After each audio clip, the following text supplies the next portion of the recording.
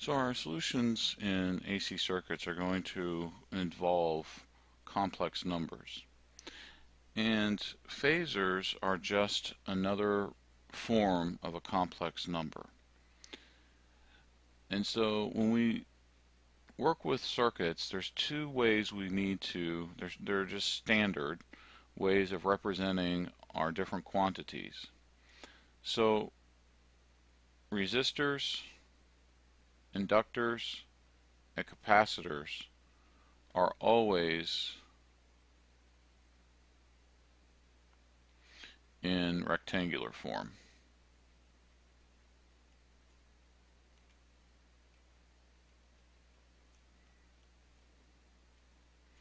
And as we had defined, our total impedance is going to look something like the resistance plus our J, and as I mentioned earlier, the reason why we sometimes put J outside is then we can put this form in for our inductive and capacitive reactances. Those are just going to be the difference.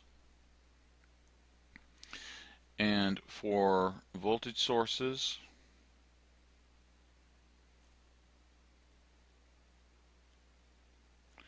and our current sources,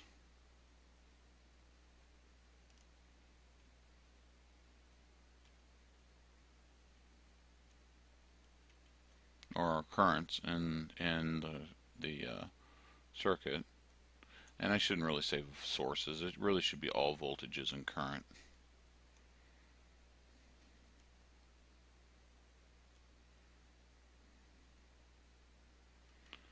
Those are always in phasor form. And I'm pretty strict on this. If you have a voltage and you leave it in rectangular form, I will count points off because it needs to be in phasor form, and that phasor form looks something like this. So this angle theta is based on our voltage and current, and we'll be able to calculate this.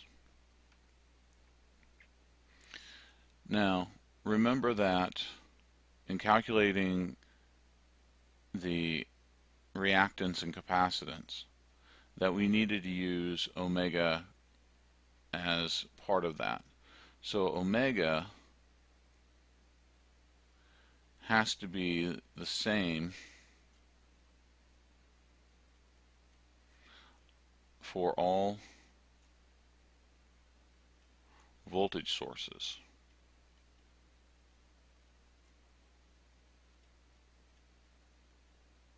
This angle theta can be different, right? But the omega has to be the same. If it isn't, you can't use this method to solve these circuits.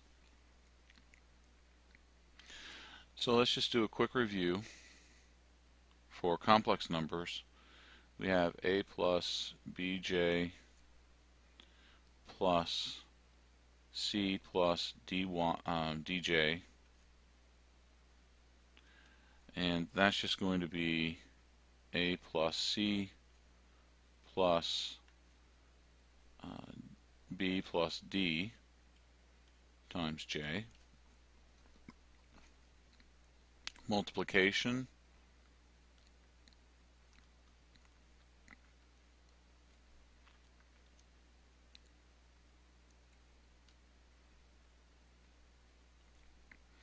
is going to be equal to AC minus BD plus AD plus BC times J. And division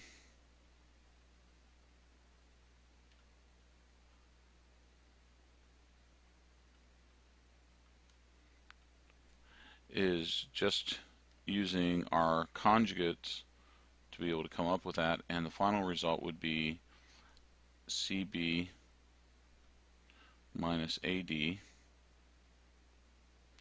over C squared plus D squared, and then, oh, wrote the wrong term. Sorry about that. Looked at the wrong term on my notes. It would be AC plus BD plus CD minus CB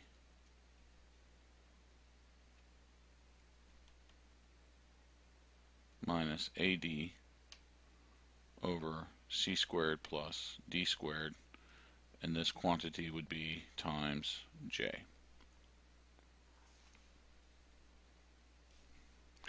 Now for our phasors, remember that it's in RMS, and we need to convert our functions that are in sines and cosines.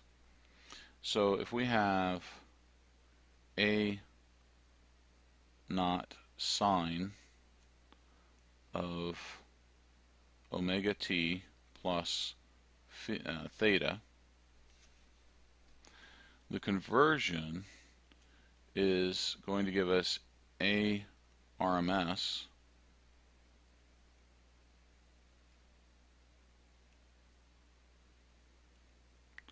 at some angle theta, and that's just A naught divided by square root of 2 at the angle of theta. So theta just gets transferred, and this is just an angle sign. It's not an L, it's an angle sign. And theta just gets put into this angle, and the A naught gets converted to its RMS equivalent.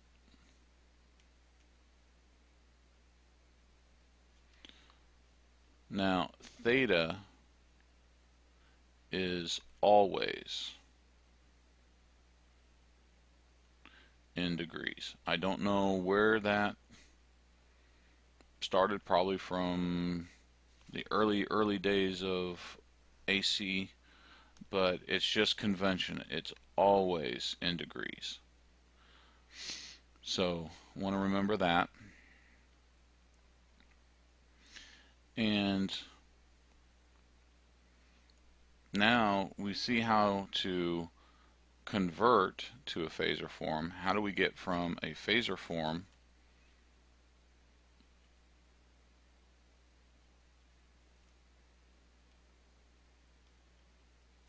back into sines and cosines?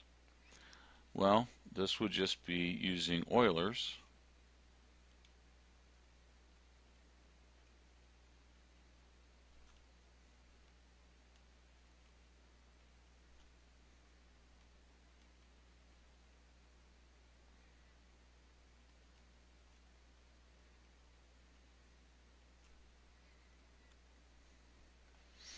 And then we can use the, and I messed up here,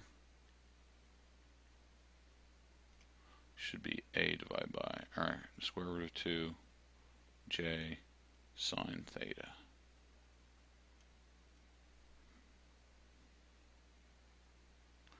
And if I have a form where it's A plus BJ, and this represents a potential source or voltage across a component or current through a component, then we can convert this to phasors by doing the A squared plus B squared square root, and we're assuming that these values are in for RMS values. And then the phase angle is going to be the arctangent of B over A. Now with phasors,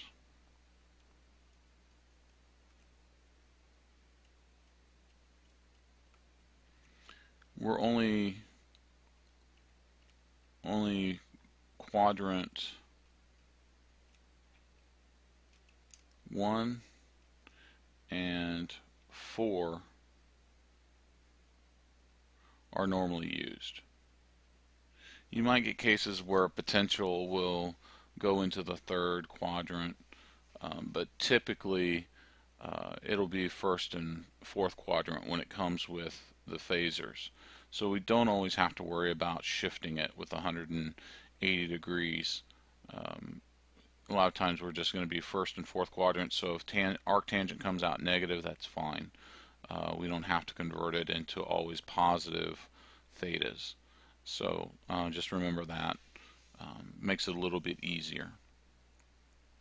Now the reason why we like phasors is because it allows us to multiply and divide very quickly. So if I have the phasors A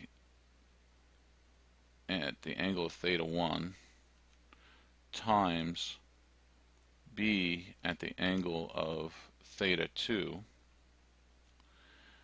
the multiplication is just A times B at an angle of theta 1 plus theta 2.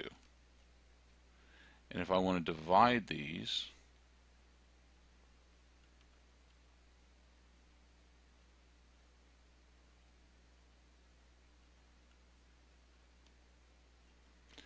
then that's just going to be A divided by B at the angle of theta 1 minus theta 2. If I have to add or subtract,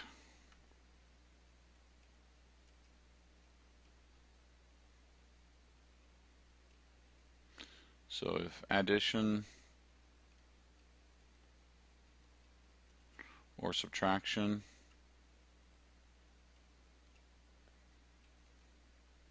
if those are necessary,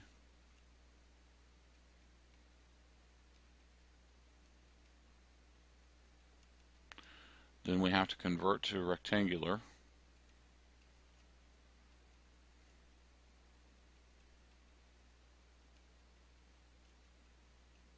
which is using this,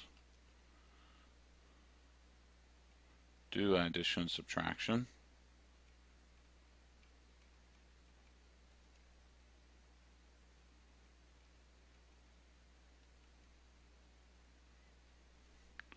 and then convert back to phasor.